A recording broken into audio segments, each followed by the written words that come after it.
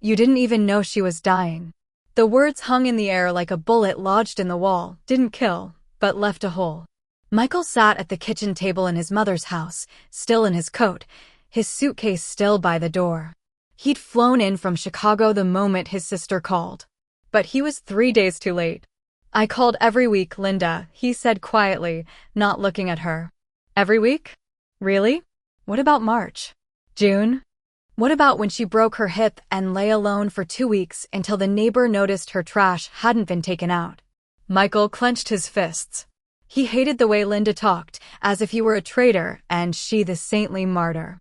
She lived in the same city, just 20 minutes away. He was 1,000 miles off. But her voice left no room for circumstance. Only guilt. "I didn't know she was that sick," he repeated. "Because you never asked." She tossed a folder onto the table, thick, brown, stamped with the notary seal. "Here's the will. Read it." Michael opened it. The first page, standard legal phrasing. The second, a list of assets. The house. A savings account. Some stocks. "Anne, what's this?" he asked, pointing to the last line. "Special instruction, a letter addressed to Michael Carter, to be delivered personally after my death." Linda snorted. "Yes. She left you a letter. Just you. Not me. Not your wife. Not your kids. Only you.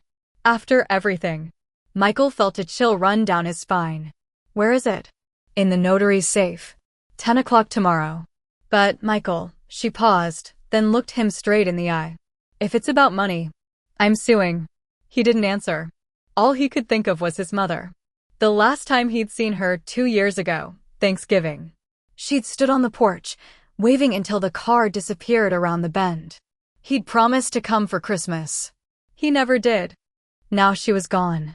And in his hands was a folder with her final wishes, and a letter meant only for him. His mother's house stood on a quiet street in a Birmingham suburb. Oak shutters, a porch with a rocking chair, flower beds she stubbornly watered herself despite her age. Michael remembered this house from childhood, where he'd first fallen off his bike, where he'd shared his first kiss, where he'd first screamed at his father. His father had died 15 years ago. Since then, she'd lived alone. Michael walked down the hallway. Everything was exactly as it had been. Framed photos on the walls, a vase of artificial flowers, the old piano in the living room that no one had touched in 20 years. He stepped into her bedroom. The bed was unmade. On the nightstand, her glasses, a glass of water, a book with a bookmark. He sat on the edge of the bed. For a moment, he almost expected her to walk in and say, "You're finally here." But she wouldn't. Linda was right. He drifted away. Not on purpose. Life just swept him along. Work. Family. Kids. He'd always assumed there'd be more time. There always was. He opened the nightstand drawer. Found a notepad. First page, grocery list. Second page, a note, call Michael. Ask about Emily. How's school? His daughter was 15 now. His mother hadn't seen her since she was 13. He closed the notepad. His eyes stung. The next morning, Michael arrived at the notary's office 10 minutes early. Linda was already waiting in the lobby, arms crossed. "You're late," she said. "It's not 10 yet." The notary, an older man with silver temples and kind eyes, ushered them into his office. "Mrs. Eleanor Carter was my client for over 30 years, he began. "She was a remarkably precise woman. Thought of everything." He pulled out a sealed file. "The assets are to be divided equally between her children. The house will be sold, proceeds split 50-50. The savings account same. The stocks same." Linda nodded. Michael stayed silent. "But there's one condition," the notary continued. "Mr. Michael must read his letter before signing any documents. And he must read it alone." He handed Michael an envelope, plain, white. In his mother's handwriting, for Michael. For his eyes only. Michael stepped into the hallway. Sat on a bench by the window.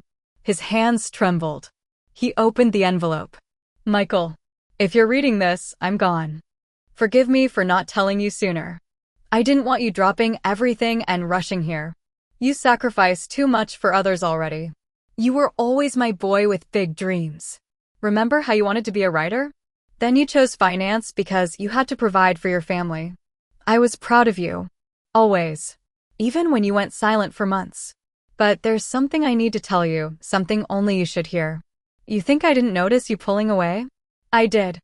But do you know why I never scolded you for it? Because I made you that way. When you were little, I demanded you be a good boy. Don't cry. Don't get angry. Don't argue. Be like Linda, she never causes trouble. You tried so hard. And you became a master at hiding your feelings, even from yourself. Then you grew up and started hiding from all of us. From your wife. From your children. You think that's strength? No, son. That's loneliness. I don't want you to leave this life still pretending. So I'm not leaving you money. I'm leaving you time. In the notary's safe isn't just this letter. There's also a check for $50,000. But it will only be issued if you live in this house for the next 3 months. No work. No excuses. Just be here. Think. Call your kids. Write that book. Cry if you need to. Get angry if you must. But don't hide. If you stay the full 3 months, the money is yours. If you leave early, it goes to charity. This is my final gift, not as your mother, but as someone who realized too late that love isn't control. It's freedom. With all my love. Mom. Michael read the letter twice. Then a third time. Tears dripped onto the paper. He walked back into the office. I'm staying, he said. Linda stared at him like he'd lost his mind. You're serious? 3 months? What about your job? Your family? I'll take leave. My wife will understand. And if she doesn't? Then maybe it's time I stop hiding. For the first time in years, he said it out loud. The first weeks were hell. Michael didn't know what to do with himself. No calls. No meetings. No endless to-do lists. He wandered the house. Fixed the leaky faucet. Repainted the fence. Read the books his mother had left on the shelves. In week 2, he called his daughter. Hey, Dad, Emily said. Where are you? At Grandma's house. Oh, a pause. She's gone. Yeah. He didn't know what else to say until he suddenly exhaled. Tell me everything about you. And she did. School. Her boyfriend. Her fear of college. How much she missed him. He cried. For the first time in 20 years, without shame. By week 4, he started writing. Not a report.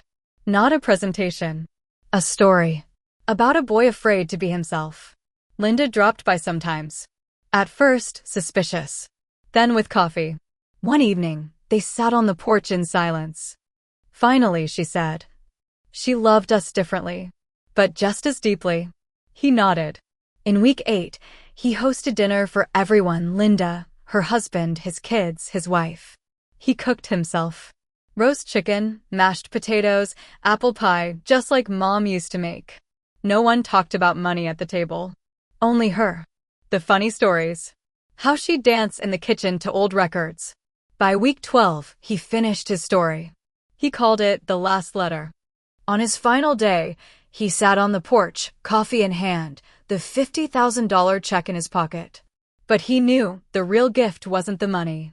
It was that he'd finally learned how to breathe again.